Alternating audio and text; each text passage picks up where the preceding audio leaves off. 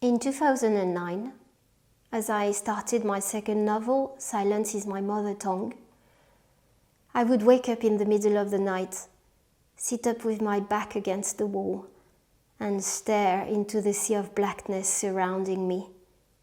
Silence, lying in that dark place, invited me to return to its fold again and again.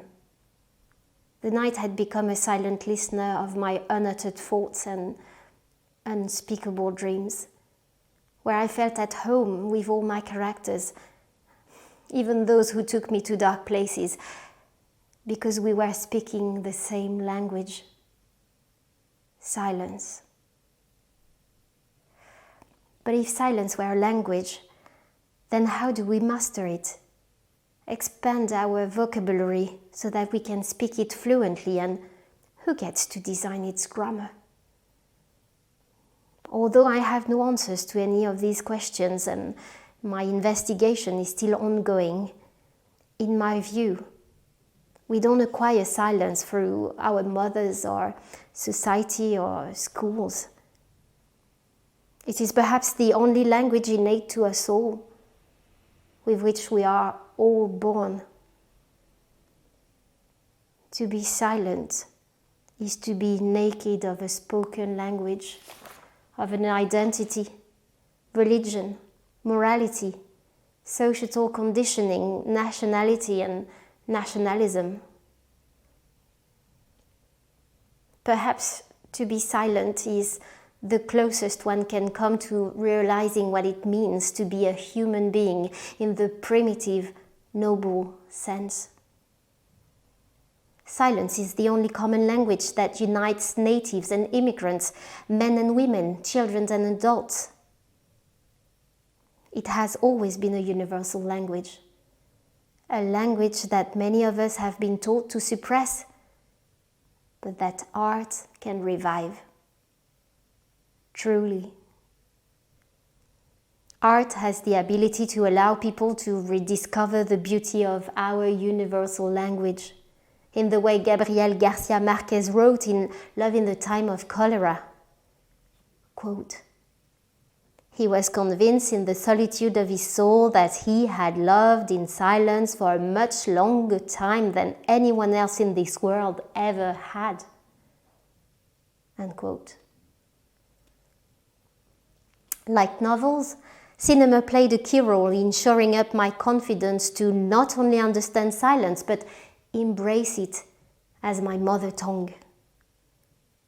I remember, it was a Japanese film, Anabi, by director-actor Takeshi Kitano, in which I first felt silence spoken as a language in cinema.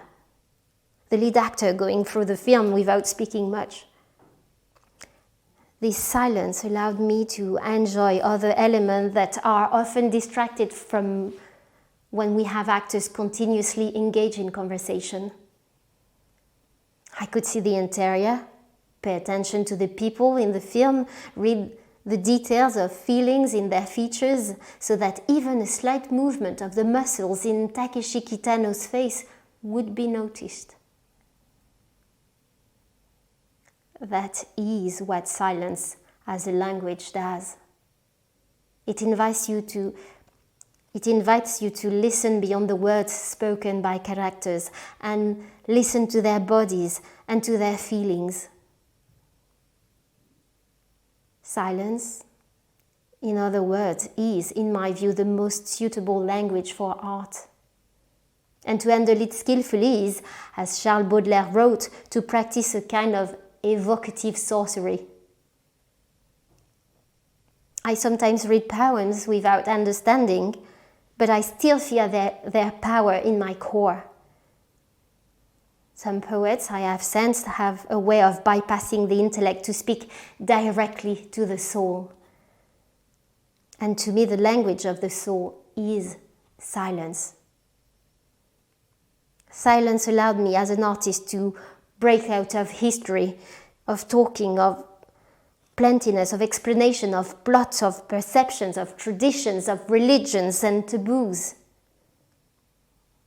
It made me feel absolutely free in the way Marguerite Duras wrote, I am rain and belong to no one.